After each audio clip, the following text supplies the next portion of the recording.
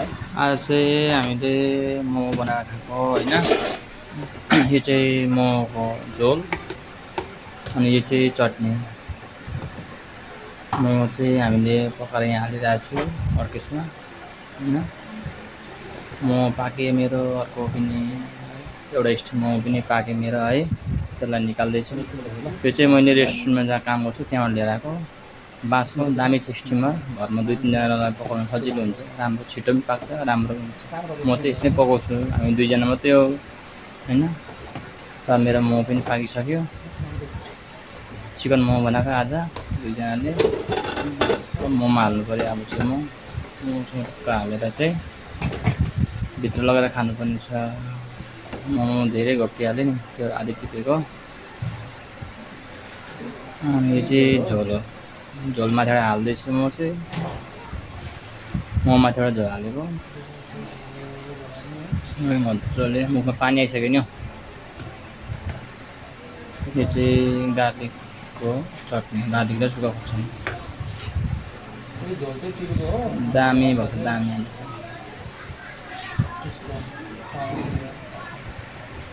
सानो छ किचन पनि, 2जनालाई ठिकै हुन्छ त्यो किचनमा मेरो।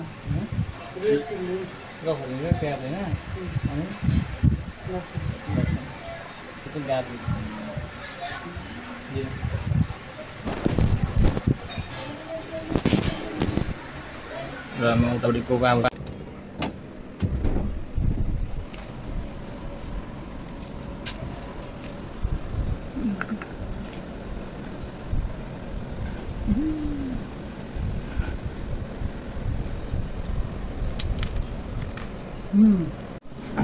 मोमो चाहिँ नि कहिले पनि फुटाएर नखानु क्या। फुटाएर खायो भने के हुन्छ थाहा छ, सबै यसको भित्रको जुसहरू सबै चुन्छ अनि सुक्खा हुन्छ क्या। मोमो खाँदै डक्कै खानुपर्छ, अन्त भित्र जुसी हुन्छ क्या।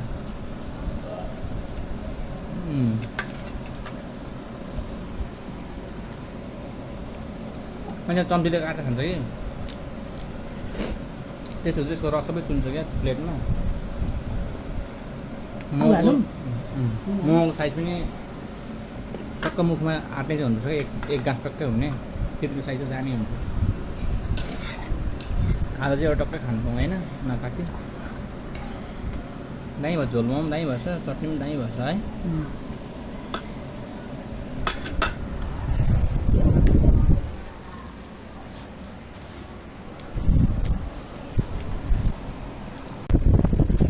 भन्यो है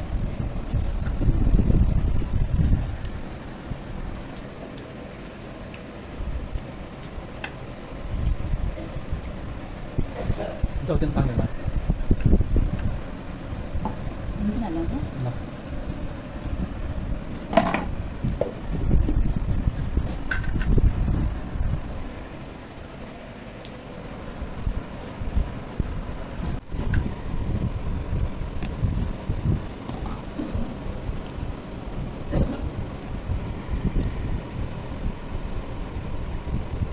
चपेसले खानु कि हातले खानु सजिलो हुन्छ मलाई त है। त्यही त चपेस पनि सजिलो हुन्छ, हात पनि सजिलो हुन्छ, तर चम्मच खाँदा चाहिँ अलिक अप्ठ्यारो लाग्यो मलाई चाहिँ। चाहिँ यत्रो छ है, मिनी कुलर सानोबाट छ। दामी बस मोमो है।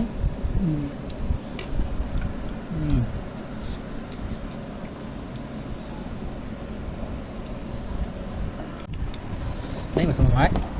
सबै हाल्नु यो खालको छ ल।